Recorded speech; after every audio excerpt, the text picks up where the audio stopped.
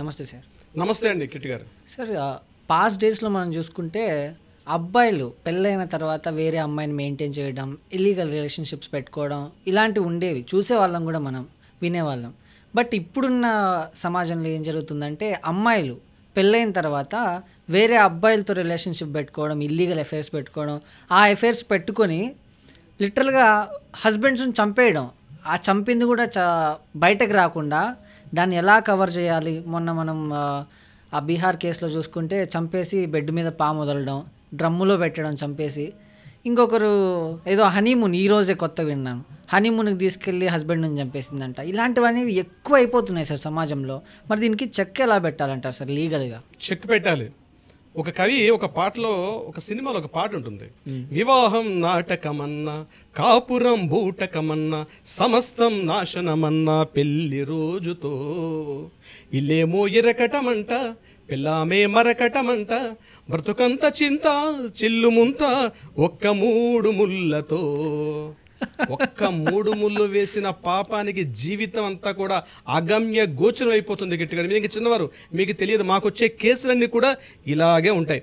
ఒకప్పుడు ఒక భార్య, ఒక పెళ్ళైనటువంటి ఒక స్త్రీ వేరే భర్త కాకుండా వేరొక వ్యక్తితో కానీ కలిసి తన జీవనం చేస్తే చాలా తప్పుగా, దోషంగా చూసినటువంటి ఇదే సమాజం ఈరోజు పెళ్లి చేసుకోవడం చాలు, ఈరోజు మార్నింగ్ ఒక అబ్బాయితోటి, మధ్యాహ్నం ఒక అబ్బాయితోటి, సాయంత్రం ఒక అబ్బాయితోటి, రాత్రి మరెవరితోటో తెలియనటువంటి పరిస్థితిలో ఈరోజు అమ్మాయిలు, ముఖ్యంగా పెళ్లి చేసుకున్నటువంటి సదరు భార్యామణులు అన్నటువంటి వ్యక్తులు చేసినటువంటి ఘోరాలు ఇంత అంతా కాదు గట్టి గారు.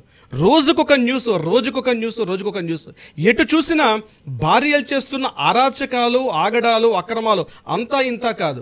ఎంబీబీఎస్లు అయిపోయారండి చివరికి. ప్రతి ఒక్క భర్త ఈరోజు ఎంబీబీఎస్, మెంబర్ ఆఫ్ భార్య బాధితుల సంఘం, ఎంబీబీఎస్ అని చెప్తాను. ఈరోజు పెళ్లి చేసుకున్నావంటే యూఆర్ ఎంబీబీఎస్, అంటే నువ్వు డాక్టర్ కాదు, మెంబర్ ఆఫ్ భార్య బాధితుల సంఘం అధ్యక్షుడు ఒకడు ఎవడున్నాడో తెలియదు, కానీ ప్రతి ఒక్కడు కూడా ఈరోజు ఒక మెంబర్, భార్య బాధితులే.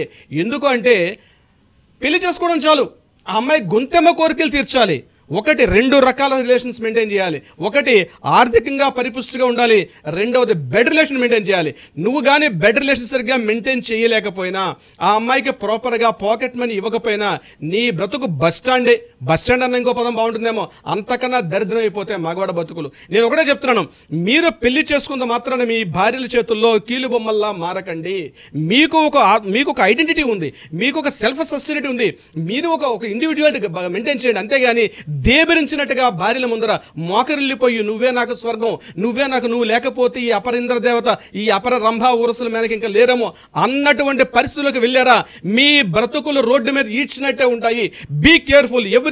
ప్రతి ఒక్కరు చెప్తున్నా, రోజుకొక కేసు అండి. అమ్మాయిలు ఎలా తయారంటే ఒక ఏటీఎం కార్డు మిషన్ కన్నా తక్కువగా చూస్తున్నారు.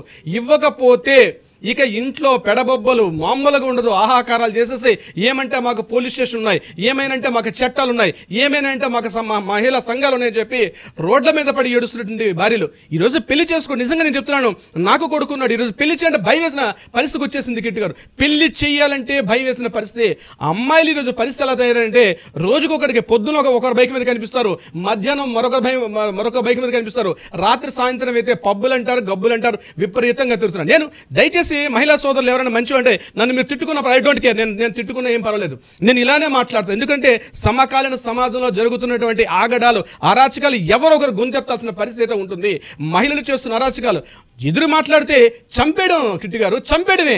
ఆ చంపేసి కూడా మాస్టర్ ప్లాన్. మొన్న దృశ్యం సినిమా చూస్తుందట ఒక ఆవిడ, దృశ్యం సినిమా ప్లాన్ ప్రకారం మొగిని చంపేసి మూలపడేసింది. కానీ ఈరోజు మన టెక్నాలజీ, మన లా అండ్ ఆర్డర్ డిపార్ట్మెంట్ పోలీసులు తక్కువగా ఉన్నారు. హెడ్స్ ఆఫ్ ప్రతి ఒక్కరు కూడా. ఏ మూల ఏ చిన్న జరుగుతున్నా ఇమ్మీడియట్గా తీసుకొస్తున్నారు. నేను చెప్పేది ఒకటంటే, మహిళలు చేస్తున్న అరాచకాలకి, మహిళలు చేస్తున్న ఆగడాలకి అంతూ పొంతూ లేకుండా పోతుంది. ఈరోజు కోర్టుకి వస్తే మీరు డివోర్స్ పెటిషన్స్ ఈరోజు కోర్టుకి వెళ్ళగలిగితే, ఈరోజు మనం పొరపాటున కానీ బుధవారం నాడు జరిగే ఫ్యామిలీ కోర్టుకి వెళ్తే ఇసుకేస్తే రానది జనం. నిండా చూస్తే 25 ఏళ్ళు 30 ఏళ్ళు కూడా లేనటువంటి స్త్రీలు డివోర్సులు, పెళ్లి చేసి చంకలో ఒక పిల్లడు, చంక కింద ఇంకొక పిల్లడు, ఈ ఇద్దరు పిల్లలు పట్టుకుని ఆవిడ డివోర్స్ కావాలి. ఏమనికి ఎందుకు డివోర్స్ కావాలి? మరి భర్త లేకుండా బతకండి. వీడేంటండి, వీడి కాకపోతే ఇంకో నేను చూసుకుంటా, నా కాళ్ళ మీద నేను బతుకుతా, నాకు ఆర్థిక స్వాతంత్రం ఉంది, నేను సంపాదించుకోగలను. సంపాదించుకుంటే భర్త అనే వ్యక్తి నీకు అవసరం లేదా? భర్త కాకపోతే ఎవరు చూస్తారు? నా లైఫ్కి ఏముంది సార్, నేను హ్యాపీగా మెయింటైన్ చేస్తా, నేను పెళ్లి చేసుకుంటాను, మెయింటెనెన్స్ అతను మెయింటెనెన్స్ నాకు ఇవ్వాల్సిందే, చచ్చినట్టు ఇవ్వాల్సిందే.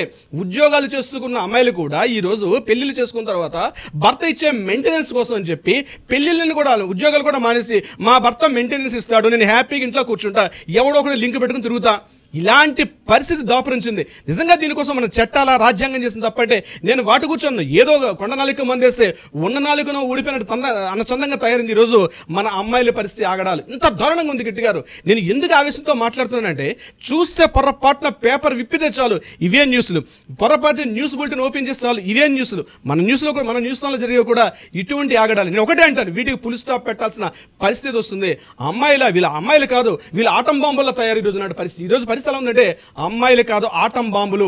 పొర్రపాటున మగాడు పెళ్లి చేసుకోవడం మహాపాపం.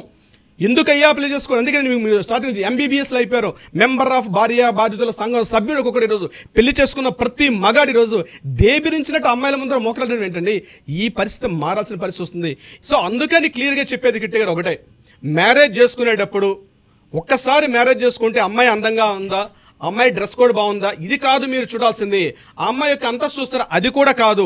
ఒక్కసారి ఒక అడ్వకేట్ దగ్గర రండి, ప్రీ మ్యారిటల్ కౌన్సిలింగ్ తీసుకోండి.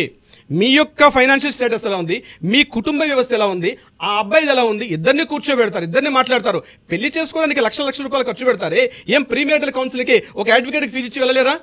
మాట్లాడండి, మీరు అడుగు తీసి బయటికి రండి. ప్రతి ఒక్క అబ్బాయికి నేను చెప్తున్నాను, ఈరోజు ప్రతి అబ్బాయికి నేను చెప్తున్నాను, ఒక్కసారి మీరు బయటికి రండి. అమ్మాయి ఇచ్చే పిచ్చి చూపులు చూసి, ఆమె ఇచ్చే కైపులు చూసి మోసపోవద్దు. గిట్టి గారు, ప్రతి ఒక్కరండి పెళ్లి చేసుకుంటామంటే డెఫినెట్గా రండి. ఈ వీడియో చూసిన వాళ్ళు ఎవరైనా సరే డెఫినెట్గా రండి. మీరు ఒక అడ్వకేట్ సంప్రదించండి, ఇమ్మీడియట్గా వెళ్ళండి, అడ్వకేట్ ఆఫీస్ స్టెప్స్ ఎక్కండి. సార్ ఇది నా పరిస్థితి, ఒక అమ్మాయిని పెళ్లి చేసుకుందాం అనుకుంటుంటే ఇమ్మీడియట్గా ఫోన్ చేస్తాం, పిలిపిస్తాం, ఆ అమ్మాయికి కౌన్సిలింగ్ ఇస్తాం. నిజంగా ఆ అమ్మాయి మీకు ఫిట్ కాదా? ఎందుకంటే పెళ్లి చేసుకున్న తర్వాత జరిగే అనర్థాల కన్నా పెళ్లికి ముందే అసలు మీరు ఒకరికొకరు సరిపోరా?